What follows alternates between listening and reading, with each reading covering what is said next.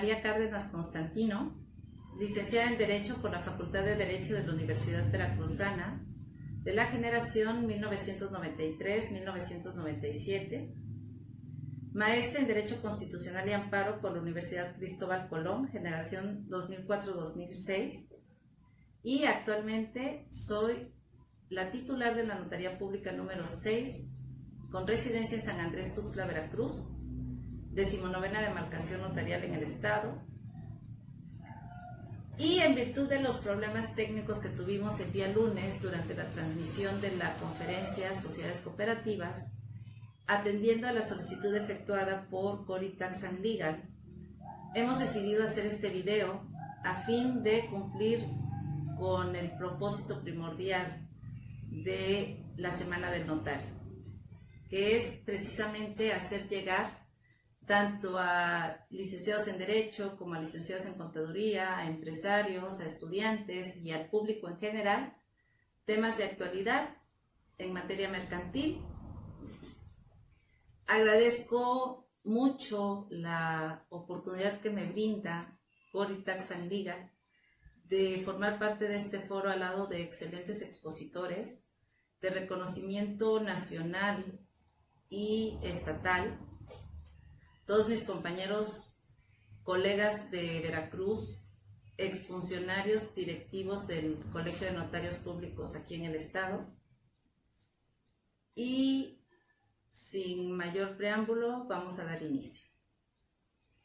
Como comentábamos el día lunes, vamos a desarrollar nuestro tema en varias partes. Vamos a iniciar con antecedentes históricos, vamos a seguir con la definición o concepto de sociedades cooperativas, vamos a hablar sobre su clasificación, sus bases constitutivas, sus elementos que debe contener, sus efectos de su constitución y de su inscripción ante el Registro Público de la Propiedad, para concluir con el procedimiento de disolución. Pues bien, la sociedad cooperativa, como cualquier otra figura jurídica, surge para satisfacer una necesidad humana. En este caso, para satisfacer la necesidad de protección y ayuda mutua y recíproca. Esto es, al presentarse un problema dentro de la comunidad, que sea la misma comunidad la que logre solucionarlo a través de la ayuda mutua. Es por eso que las sociedades cooperativas se encuentran antecedentes muy remotos. Podríamos hacer mención, por ejemplo, del antiguo Egipto, cuando los que se dedicaban a la construcción de los sepulcros se organizaban de manera cooperativa. También lo hacían los piratas del mar Egeo en la antigua Grecia. También lo hicieron las universidades de mercaderes en la época medieval. En la época de la Revolución Industrial, sobre todo los trabajadores, cuando se empezó a desarrollar toda esta cuestión de la producción en serie. Y en México encontramos el antecedente más remoto en la época prehispánica, cuando los mexicas se reunían en grupos que conocían con el nombre de calpullis, que era un grupo de personas que se consideraban descendientes de un mismo ancestro, que establecían dentro de un terreno de propiedad comunal su forma de gobierno, su estructura social, su escuela de jóvenes guerreros, y cuando decidían realizar alguna obra de presa o de riego, se organizaban de forma cooperativa para llevarla a cabo. Sin embargo, es hasta finales del siglo XIX, en 1889, cuando el Código de Comercio regula por primera vez a las sociedades cooperativas, aunque algunos autores han considerado que más que una sociedad cooperativa, parecía una sociedad anónima. En 1937 se promulga la primera ley de sociedades cooperativas, viene con sus correspondientes reformas, y en 1994 se promulga la ley que actualmente está rigiendo a las sociedades cooperativas con su última reforma del 2018. ¿Qué es una sociedad cooperativa?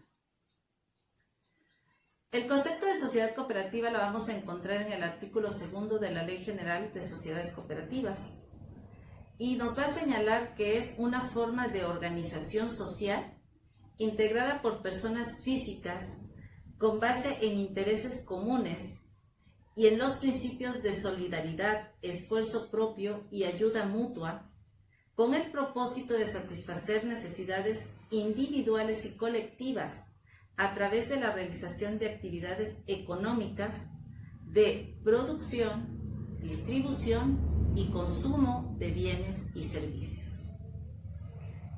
De esta definición se va a desprender la primera clasificación de sociedades cooperativas.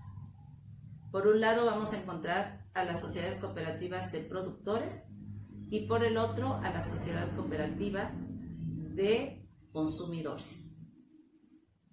¿Qué es una sociedad cooperativa de productores? Bueno, en este caso, la finalidad primordial de la sociedad cooperativa es trabajar en común en la producción de bienes y servicios, aportando su trabajo personal, físico o intelectual, independientemente del tipo de trabajo que realicen,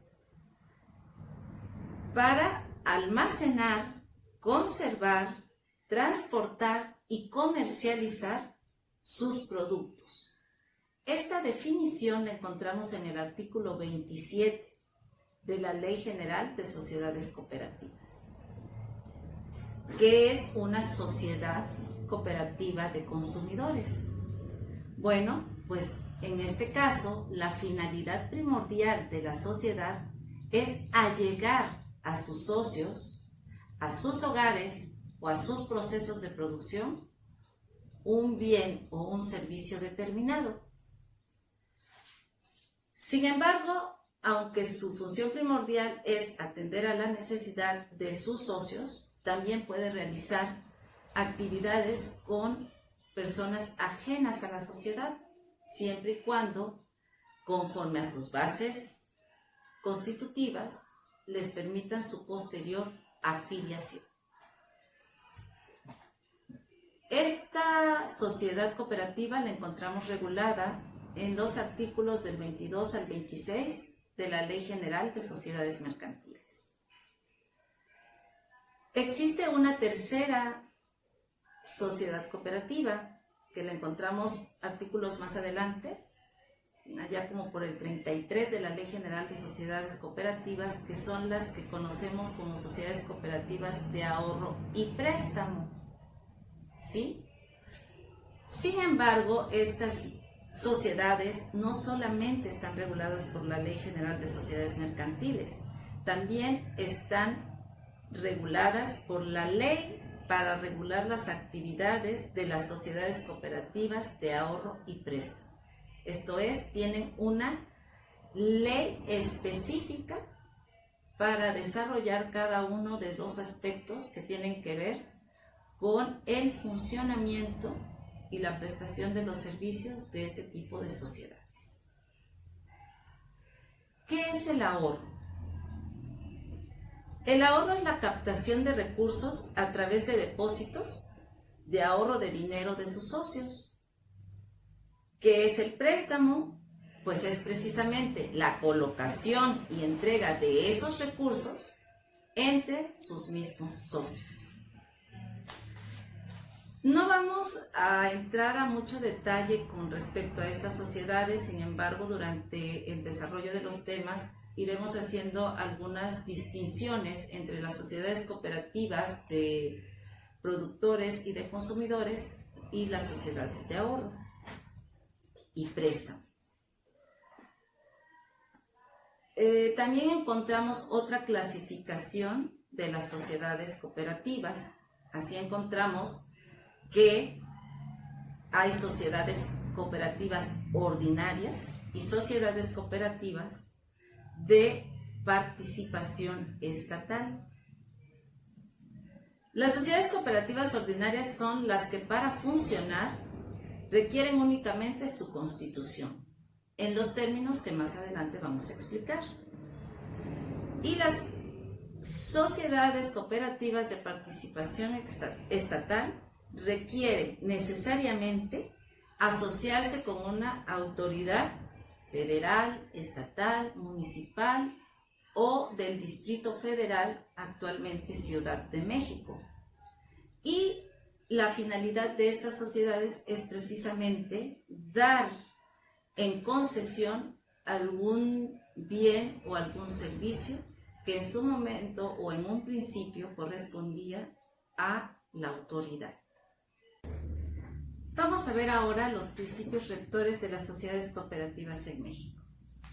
Estos principios rectores los vamos a encontrar en los artículos 6 al 9 de la Ley General de Sociedades Cooperativas y se refieren en principio a 9 aspectos.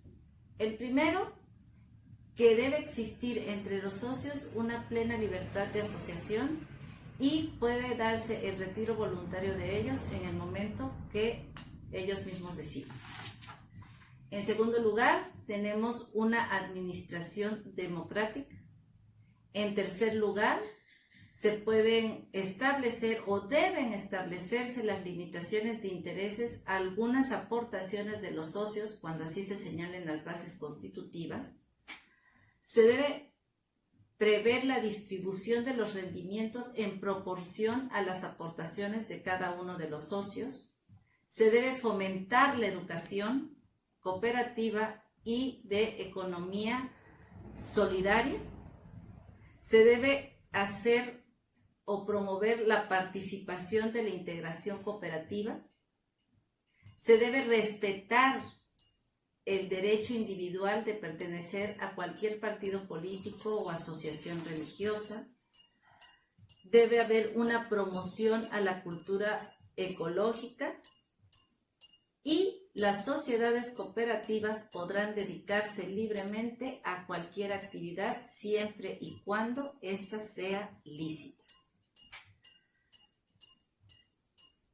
El último principio de las sociedades cooperativas se refiere a los órganos que deben conocer respecto de las controversias que puedan suscitarse con relación a la aplicación de las leyes que la rigen. En este aspecto vamos a encontrar una jurisdicción concurrente, esto es, puede conocer de los conflictos tanto un órgano jurisdiccional federal, que en este caso sería un juez de distrito, puede conocer también un órgano del fuero común, que en este caso serían los juzgados de primera instancia en materia civil. También dentro de los principios que rigen las sociedades cooperativas vamos a encontrar algunas disposiciones que se refieren a la participación de los extranjeros en este tipo de sociedades. En primer lugar, vamos a encontrar que los extranjeros no pueden ocupar un cargo de administración o de vigilancia en este tipo de sociedades.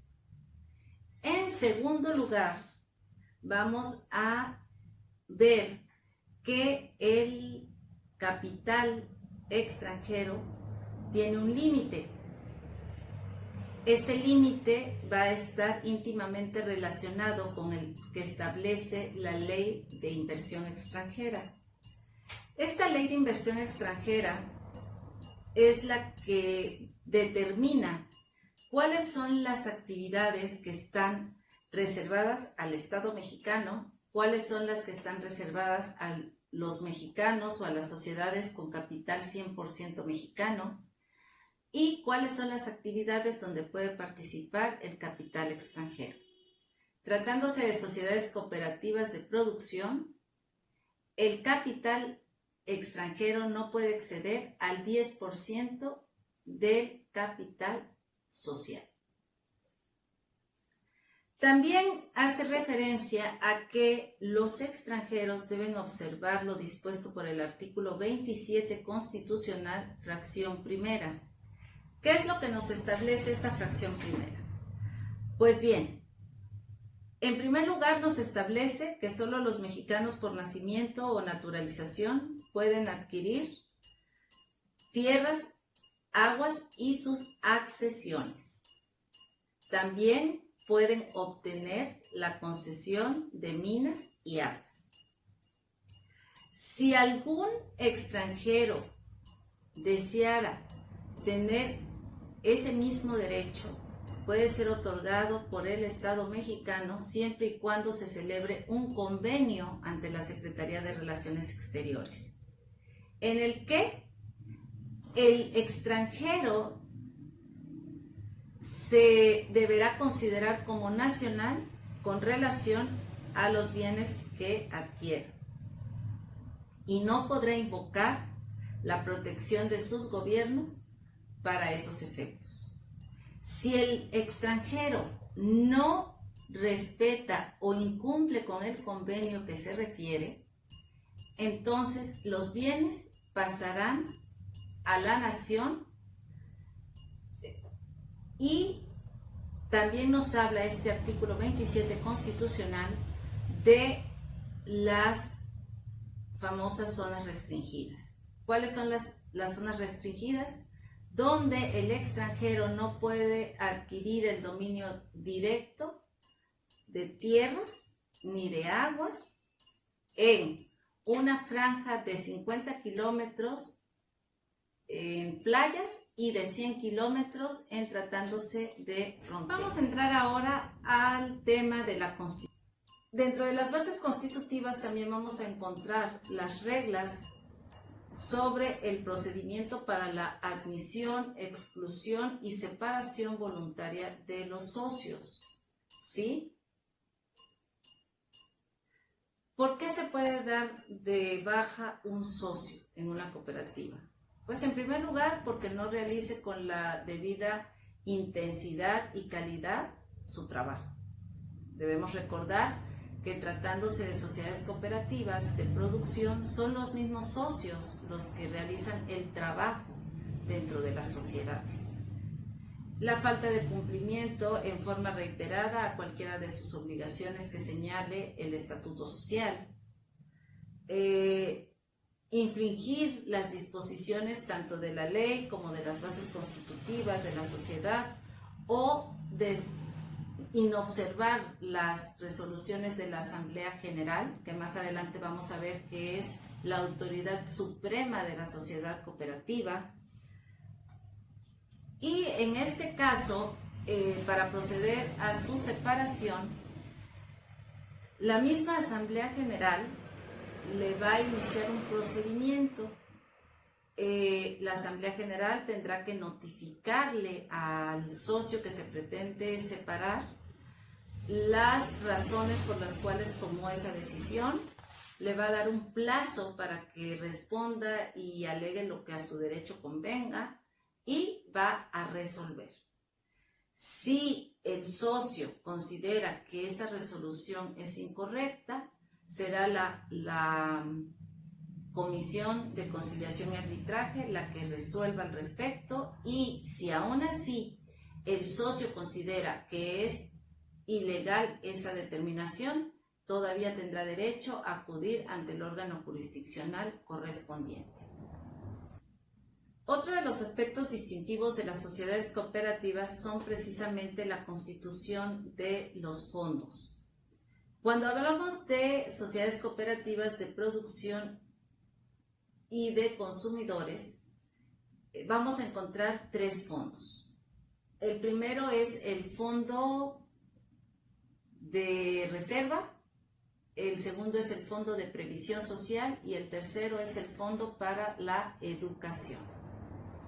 El primer fondo lo va a manejar el Consejo de Administración y deberá constituirse con el 10 o el 20% de los rendimientos que obtenga la sociedad cooperativa durante su ejercicio social. En tratándose de sociedades cooperativas de productores, este no podrá ser menor del 25% del capital social. Y en tratándose de sociedades cooperativas de consumidores, no podrá ser menor al 10%. En cuanto al fondo de previsión social, vamos a tener que este fondo se va a constituir principalmente para cubrir los gastos relacionados con los riesgos y enfermedades profesionales, para fomentar fondos de pensiones, fondos de retiro, fondos para gastos médicos y fondos para gastos funerarios.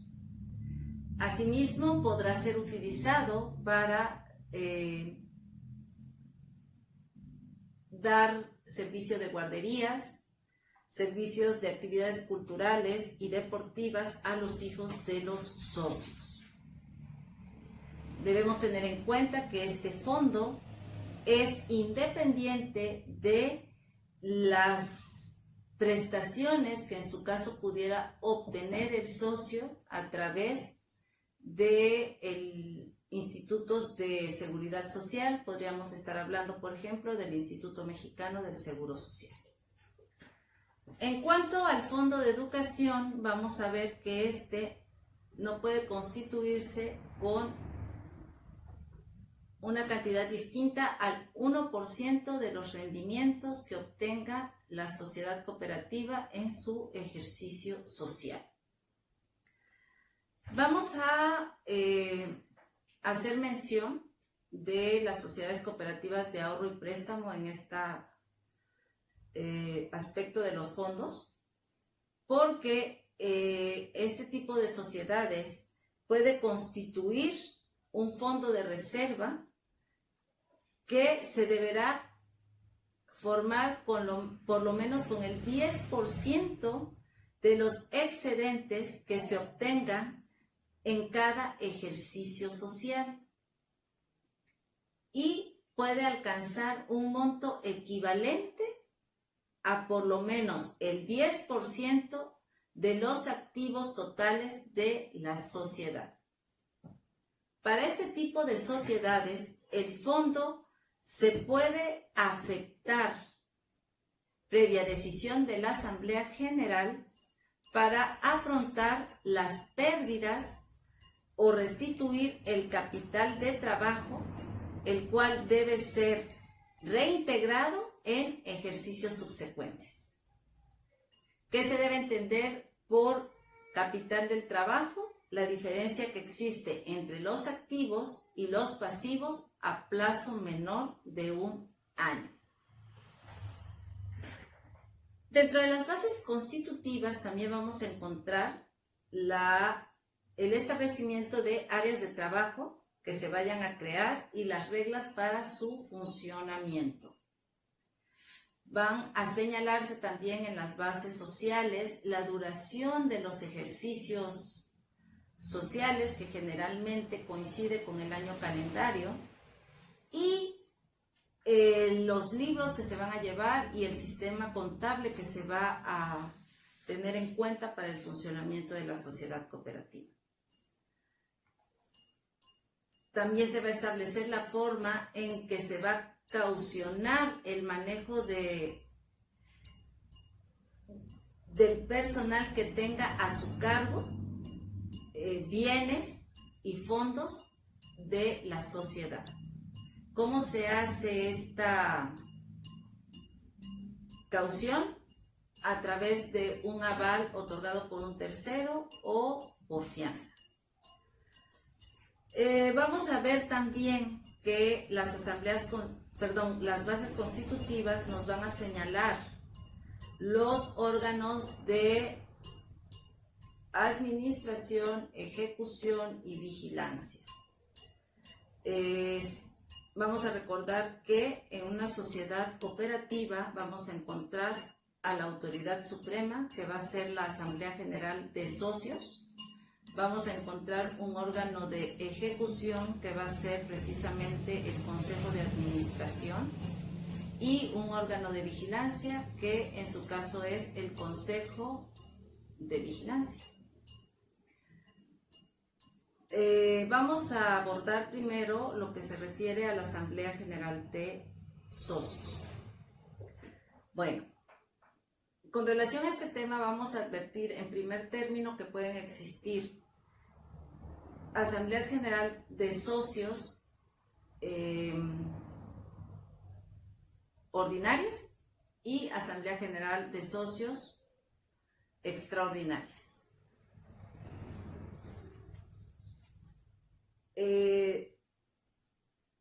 Esta asamblea va a estar conformada por la totalidad de los socios y todos sus acuerdos van a ser tomados por mayoría y van a obligar a presentes, ausentes y disidentes.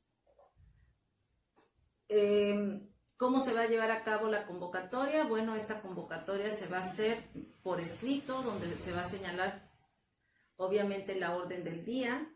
Se va a colocar en lugares visibles del domicilio social.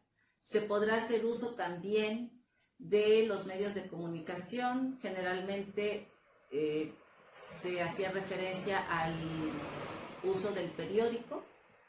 Y también la asamblea podrá determinar los casos en que los socios deberán ser notificados de forma directa y por escrito. Este procedimiento se tendrá que observar tanto para las asambleas generales ordinarias como las asambleas generales extraordinarias. ¿Cuáles son los temas que puede abordar una asamblea general ordinaria? Bueno, generalmente se refiere a todo lo que tiene relación con el funcionamiento y con los problemas de importancia de la sociedad. Podríamos hablar de la admisión, exclusión y separación de socios.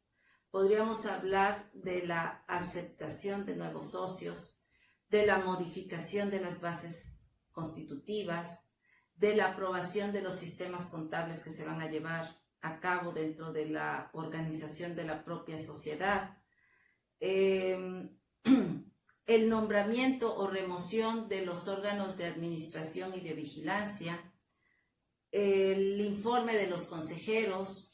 Todos esos aspectos pueden ser abordados durante una asamblea general ordinaria. La asamblea general extraordinaria va a tener una orden del día específica también de temas distintos a los que la propia ley señala como materia de las asambleas generales ordinarias.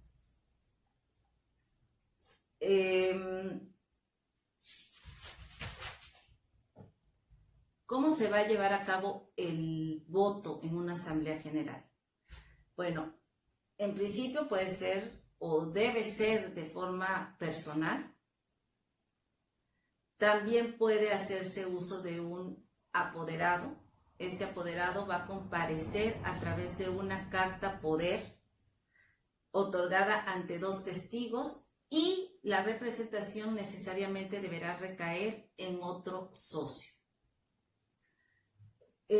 Cuando se trata de sociedades cooperativas donde el número de socios ya rebasa los 500, pueden y además se encuentran en diferentes lugares del domicilio social, pueden designar entre ellos un delegado.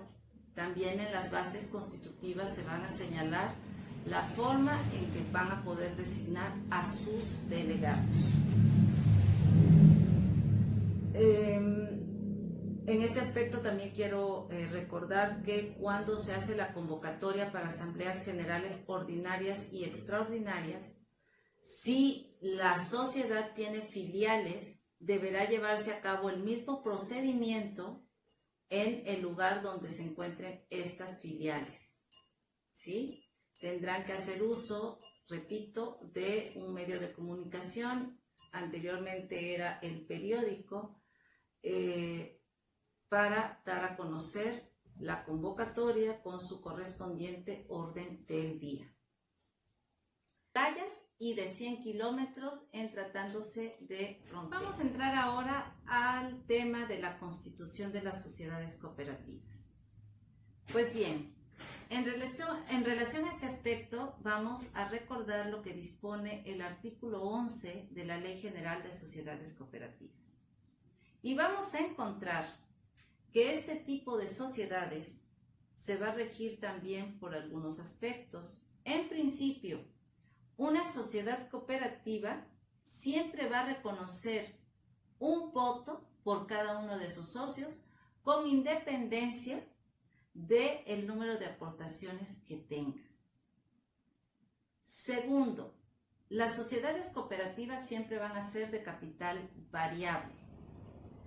Tercera, siempre debe regir la igualdad entre sus socios y entre hombres y mujeres que formen parte de la sociedad cooperativa.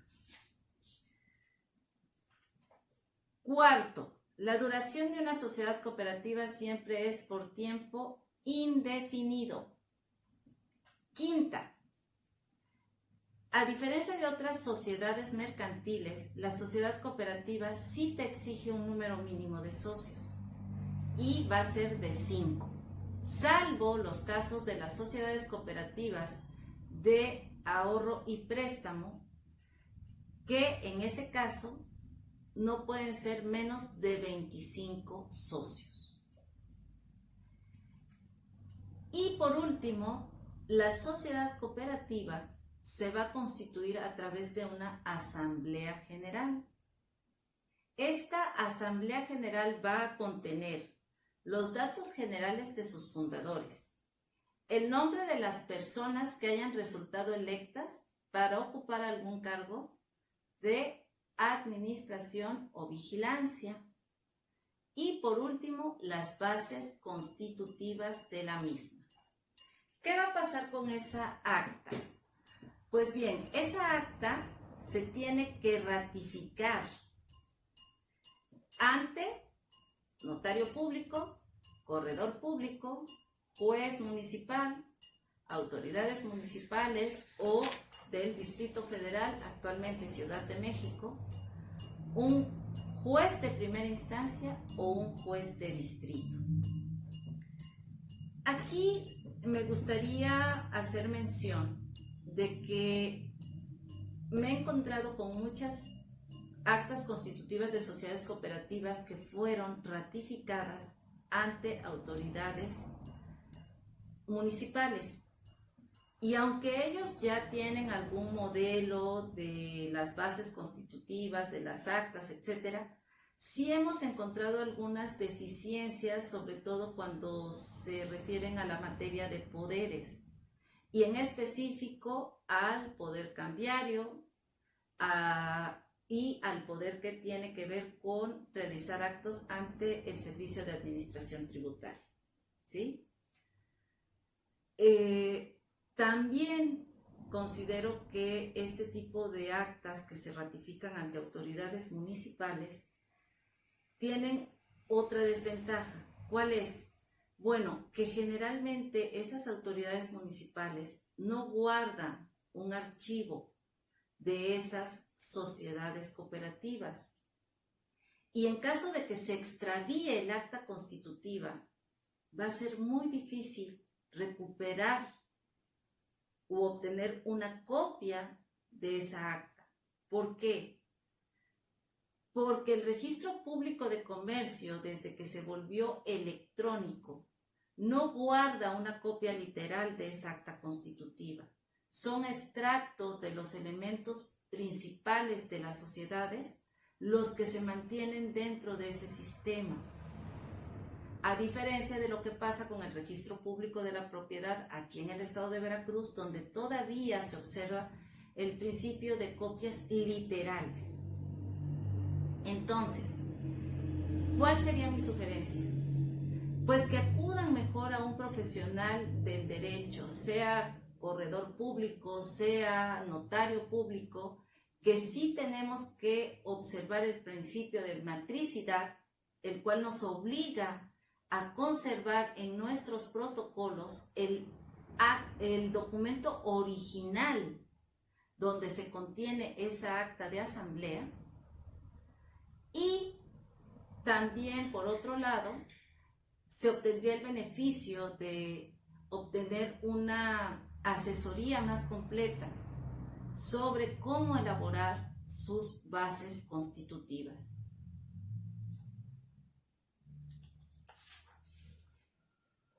Bueno,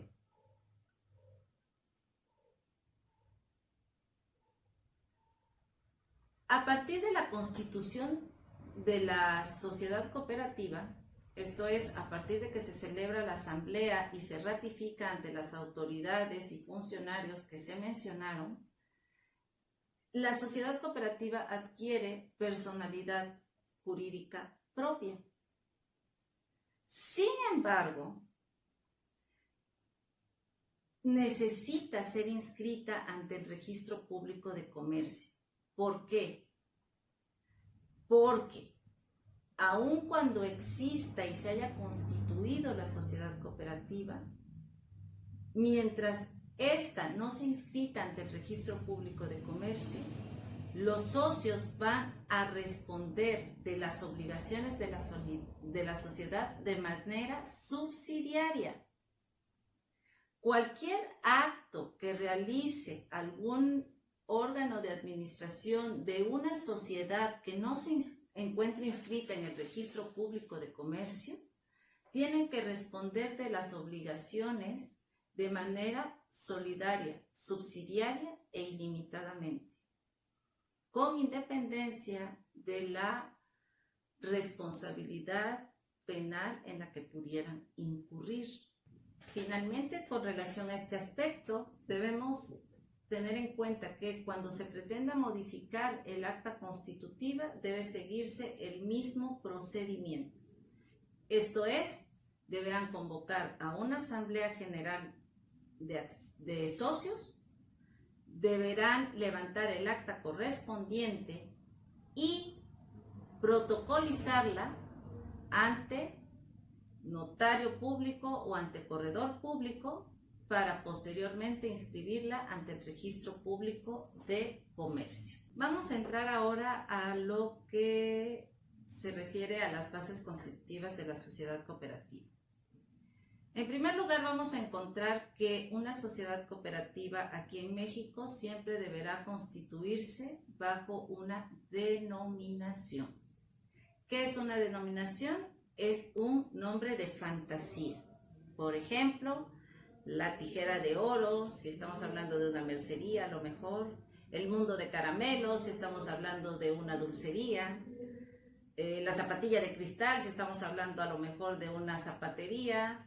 En fin, cualquier nombre que ustedes puedan generar a través de su imaginación pudiera ser utilizado como una denominación que obviamente debe estar sujeta a la autorización de la Secretaría de Economía. La obtención de esta autorización se hace vía electrónica, es gratuita, tiene o tarda generalmente entre 48 y 72 horas, salvo que haya alguna situación técnica que haga un poco lento la prestación del servicio, y no acepta la razón social. ¿Cuál es la razón social? Pues aquella que se forma con el nombre de uno o más socios que integran la persona moral. Cuando no se contempla el nombre de todos los socios, entonces irá acompañado con la palabra y compañía. Pero bueno, en este caso, las sociedades cooperativas no aceptan la razón social, tiene que ser siempre una denominación. En cuanto al domicilio, debemos recordar que el domicilio social es el municipio en donde se va a asentar la sociedad cooperativa. No es la calle, no es la colonia, no es la localidad, es el municipio. Sin embargo, en la práctica también me he encontrado que algunos funcionarios del Servicio de Administración Tributaria les exige al representante de la sociedad que en el acta constitutiva se haga referencia a la calle, número exterior, colonia, código postal, localidad, y municipio y estado en donde va a establecerse. Considero que este criterio no se encuentra ajustado a derecho. Sin embargo, para evitar mayores problemas en el trámite y la obtención del RFC de las personas morales, pues yo he optado por señalar dentro de los estatutos sociales el municipio en donde se va a establecer la sociedad, en donde va a tener su domicilio social, y en las transitorias, que es donde hacemos referencia a cómo se pagaron las aportaciones, cuánto fue el monto que aportó cada uno de los socios, quiénes fueron designados como administradores o como consejo de vigilancia, etcétera, si se otorgó o no se otorgó poder a alguna persona distinta a ellos. He optado por señalar en un apartado el domicilio, si es que ya tiene domicilio la persona moral, un domicilio físico. Señalo ahí el nombre de la calle, el número exterior, su colonia, su código postal y la localidad. Por ejemplo, San Andrés Tuxtla, municipio de San Andrés Tuxtla, Veracruz. Juan Díaz Covarrubias, municipio de Hueyapan de Ocampo, del estado de Veracruz, Ignacio de la Llaga. ¿Cuál es el objeto social de las sociedades cooperativas? Bueno, como ya se dijo, cualquier actividad. Cualquier actividad siempre y cuando sea lícita. Ya también se dijo que he encontrado un gran número de sociedades cooperativas que tienen que ver con la agricultura y la pesca, atendiendo precisamente a la zona en la que nos encontramos, que nos hemos encontrado. El lago de Catemaco tiene su cooperativa de lancheros, por ejemplo, tiene también su cooperativa de criadores de mojarra, tiene también su cooperativa de café. He encontrado, por ejemplo, más para el sur, asociaciones que tienen que ver con la producción del hule o con la producción del aceite de palma, pero están enfocadas sobre todo al aspecto agropecuario y pesquero. Los regímenes de responsabilidad que pueden adoptar cada una de las sociedades cooperativas, bueno, esencialmente son dos. La responsabilidad limitada, donde cada uno de los socios únicamente responde por el monto de sus aportaciones, y el régimen de responsabilidad suplementada, cuando los socios responden a prorrata por las operaciones sociales, hasta por la cantidad que determine el acta constitutiva. Con relación al régimen económico de las sociedades cooperativas, debemos recordar que ésta se va a integrar por las aportaciones que haga cada uno de los socios, por los rendimientos que acuerde la Asamblea General, por los certificados de aportación para capital de riesgo por tiempo determinado, y que las aportaciones que cada uno de los socios hace a la cooperativa se puede realizar a través de bienes, derechos o trabajo. Y estas aportaciones precisamente van a estar representadas a través de los certificados de aportación. Estos certificados van a ser nominativos, indivisibles y de igual valor. Cuando el pago de estos certificados no se haga en efectivo, será la propia Asamblea y las bases constitutivas las que establecerán la forma de evaluar los derechos y bienes, los derechos y bienes que se pretenden aportar a la sociedad. A través de los certificados, los mismos socios pueden transmitir sus derechos a sus beneficiarios en caso de fallecimiento.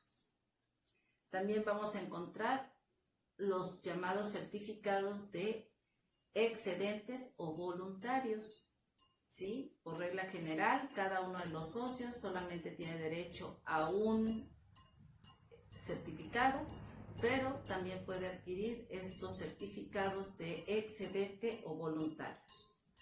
Cuando por alguna razón se reduzca el capital social, la misma asamblea va a determinar cuál fue el excedente y la forma en que se va a hacer la devolución a cada uno de los socios.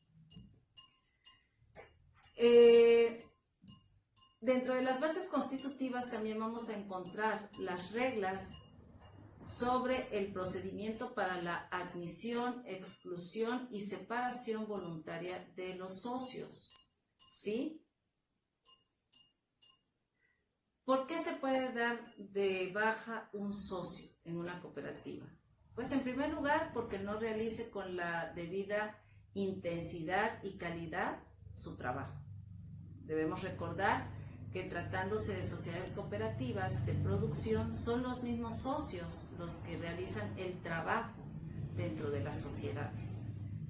La falta de cumplimiento en forma reiterada a cualquiera de sus obligaciones que señale el estatuto social.